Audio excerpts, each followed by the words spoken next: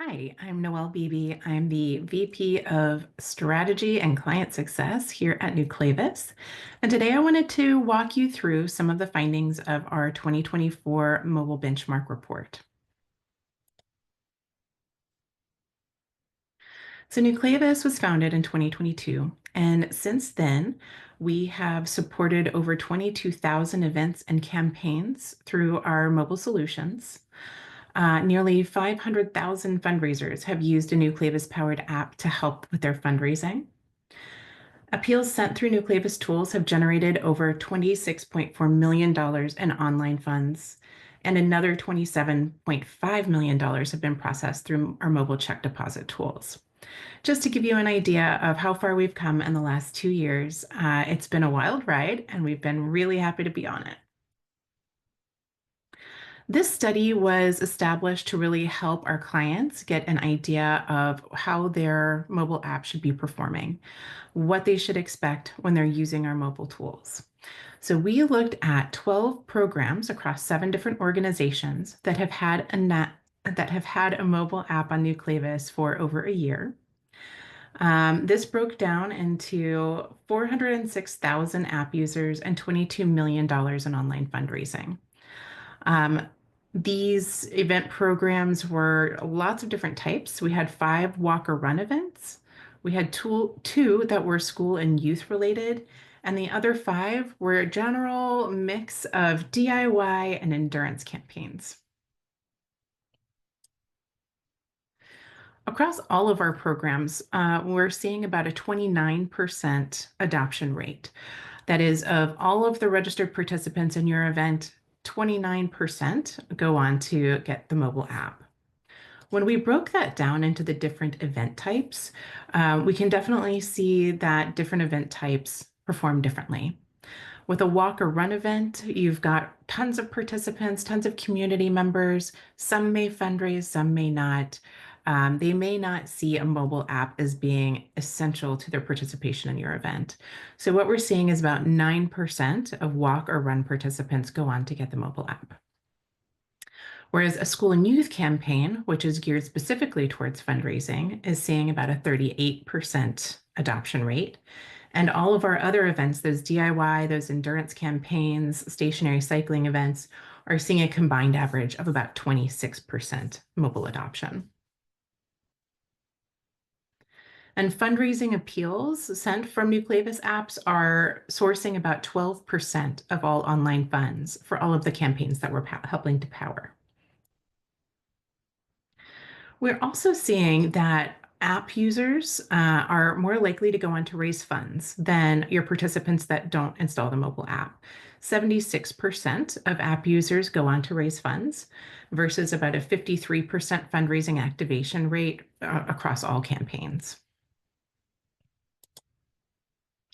We're also seeing that if somebody uses the mobile app, it's making them a stronger fundraiser. For those, we've taken out all $0 participants, and we're just looking at those who have become fundraisers, raised $1 or more within your campaign. If they don't have a mobile app, that average was about $373. If they do have the mobile app, that average was about $815. So fundraisers using an app raised on average 119% more than those that did not have an app. We wanted to break this down a little bit further and look at it by event type as well. And you can definitely see a little bit more differentiation here between the event types too. So for our walk and run events, participants with the app raised 176% more than non-app users. For school and youth, it was just 90% more. And then for all other campaigns, those DIY and endurance events, they raised about 105% more, or double, non-app users. So you can really see the impact that a fundraising app can have, both by, we know that people that are more involved and more have a higher affinity for your event and your mission are more likely to go ahead and get the app. But once they do get that app, the additional revenue channels that provides them and the fundraising tools that they get really are helping them become stronger fundraisers.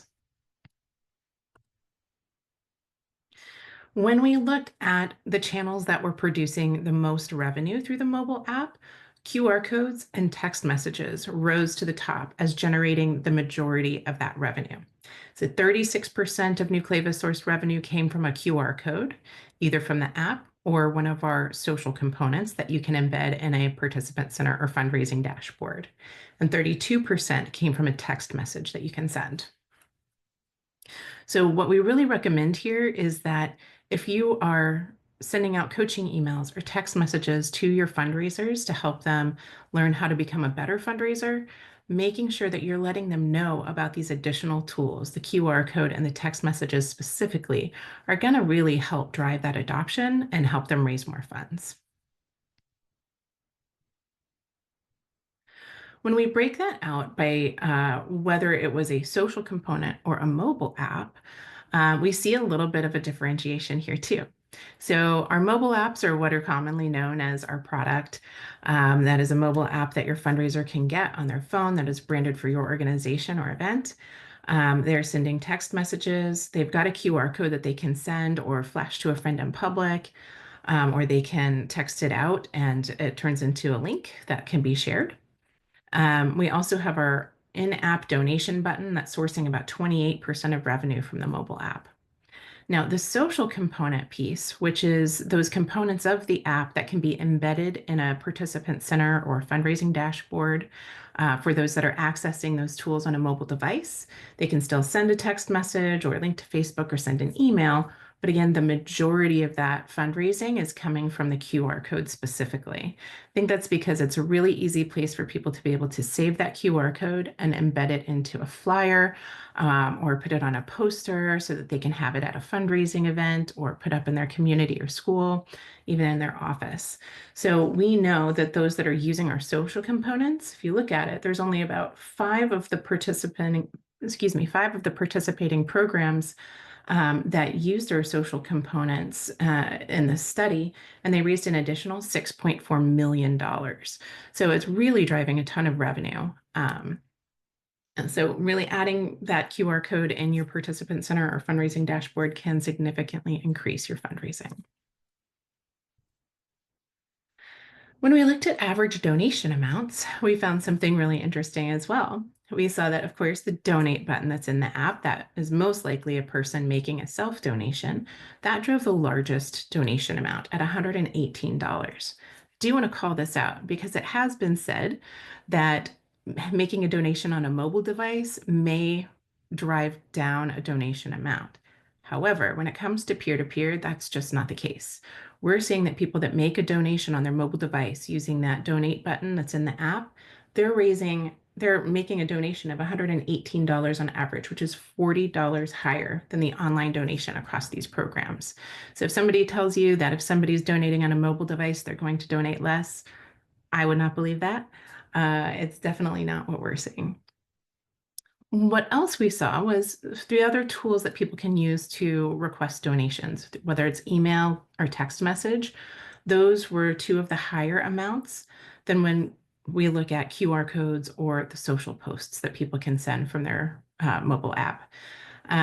So what that really means is that, the people that you're emailing or the people that you're texting are people that you obviously know well, and you're asking them one-to-one whether they will make a donation to your campaign. Versus if you were posting a QR code or if you're putting a link out on social media, that is a very passive way to fundraise. It is not one-to-one, it's one-to-many. So people are donating a little bit less when they're donating through those channels. So keep in mind, what we always have known is true, that, making a personal appeal and telling your personal story and asking one-to-one is definitely always going to result in a higher donation amount than if you just kind of put it out there and say donate if you can. However, putting those donate if you can options out there can throw out a wider net, and capture new donors that you might not have thought to ask one-on-one. So we think they're all wonderful channels to use, but always personalizing that request is going to result in a higher donation amount. So what does it mean to have a Nuclavis mobile app? For those that are coming from other apps, We're getting a lot of questions on ROI and does it matter? Are all apps the same? If I just have an app and check that box, am I going to, raise more money? That's not what we're seeing. When somebody moves from another mobile app to a Nuclavis app, right now, they're raising 76% more on average after their first year on Nuclavis.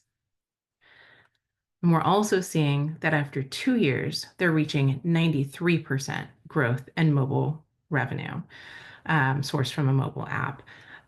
So we're really seeing continued and sustained growth for our clients using these native solutions that are on their phone, these faster mobile app tools, and these really guided, coached scenarios that they're receiving when they're in their mobile app from Nuclavis. That's all I have to share with you today. We always have new insights and resources going up on our website at nuclavis.com. So please come back and visit us often or reach out to us at info@nuclavis.com, and we'll be happy to talk more about a mobile solution for you. Thanks so much.